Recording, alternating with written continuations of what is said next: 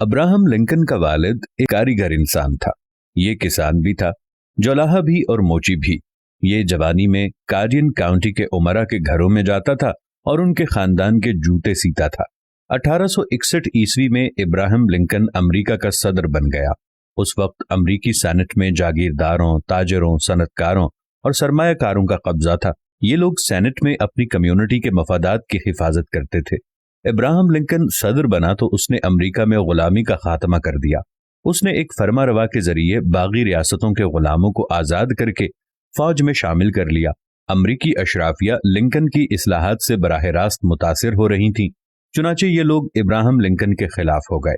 یہ Abraham Lincoln کی شہرت کو بھی نقصان پہنچاتے تھے اور اس کی کردار کشی کا بھی کوئی موقع ضائع نہیں کرتے تھے۔ یہ لوگ سینٹ کے اجلاس میں عموماً ابراہم لنکن کا مذاق اڑاتے تھے، لیکن لنکن کبھی اس مذاق پر دکھی نہیں ہوا۔ وہ ہمیشہ کہتا تھا، میرے جیسے شخص کا امریکہ کا صدر بن جانا ان تمام لوگوں کے ہزاروں لاکھوں اعتراضات کا جواب ہے، چنانچہ مجھے جواب دینے کی کیا ضرورت ہے۔ ابراہم لنکن کس قدر مضبوط اعصاب اور حوصلے کا مالک تھا، آپ اس کا اندازہ اس واقعے سے لگا لیجئے۔ یہ اپنے پہلے صدارتی خطاب کے لیے سینٹ میں داخل ہوا۔ یہ صدر کے لیے مخصوص نشست کی طرف بڑھ رہا تھا۔ اچانک ایک سینیٹر اپنی نشست سے اٹھا اور ابراہم لنکن سے مخاطب ہو کر بولا، لنکن، صدر بننے کے بعد یہ مت بھولنا تمہارا والد میرے خاندان کے جوتے سیتا تھا۔ یہ فقرہ سن کر پورے سینٹ نے قہقہ لگایا۔ لنکن مسکرایا اور سیدھا ڈائس پر چلا گیا اور اس رئیس سینیٹر سے مخاطب ہو کر بولا، سر، میں جانتا ہوں میرا والد آپ کے گھر میں آپ کے خاندان کے جوتے سیتا تھا اور آپ کے علاوہ اس ہال میں موجود دوسرے امرا کے جوتے بھی سیتا رہا، لیکن آپ نے کبھی سوچا امریکہ میں ہزاروں موچی تھے مگر آپ کے بزرگ ہمیشہ میرے والد سے جوتے بنواتے تھے۔ کیوں؟ اس لیے کہ پورے امریکہ میں کوئی موچی میرے والد سے اچھا جوتا نہیں بنا سکتا تھا۔ میرا والد ایک عظیم فنکار تھا۔ اس کے بنائے ہوئے جوتے محض جوتے نہیں ہوتے تھے، وہ ان جوتوں میں اپنی روح ڈال دیتا تھا۔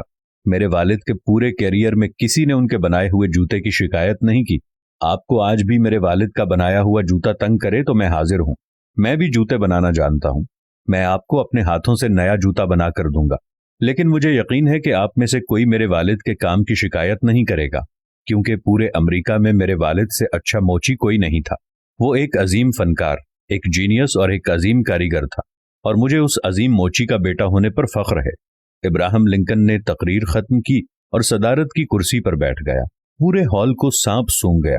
لنکن پر فقرہ کسنے والے سینیٹر نے شرمندگی کے عالم میں سر جھکایا اور اس کے بعد کسی امریکی سیاستدان نے لنکن کو موچی کا بیٹا نہیں کہا۔